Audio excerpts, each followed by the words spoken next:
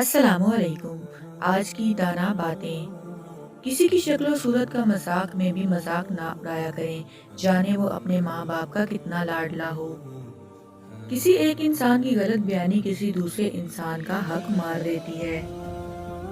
اگر آپ کا بیٹا غلط عادتوں میں پڑ جائے تو اس کی شادی کرنے کی بجائے اس کا علاج کروائیں۔ لوگوں کی بیٹیاں آپ کی نااہلی درست کرنے کے لیے نہیں ہیں۔ محبت انسان کی وہ ساتویں سینس ہے جو باقی 6 سینسز کو تباہ کر دیتی ہے، اسے نان سینس بننے پر مجبور کر دیتی ہے۔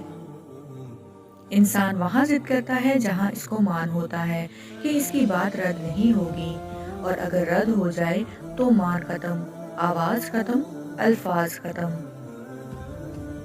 مرد تو وہ ہے جس کے سائے میں عورت خود کو محفوظ سمجھے۔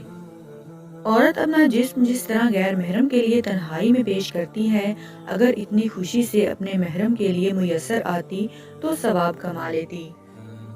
ہمارے سماج میں اگر عورت مرد کا دل جیت بھی لے تو پہلا الزام جادو کروانے کا لگتا ہے۔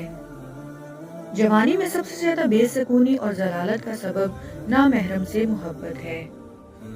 وہ عورت مرد کا دل بن جاتی ہے، دور جائے تو مرد کی سانس بند ہونے لگتی ہے، جو مرد کی ہر ضد ہر خواہش کو ادھورا چھوڑ دے پر اس کا خیال بھی رکھے۔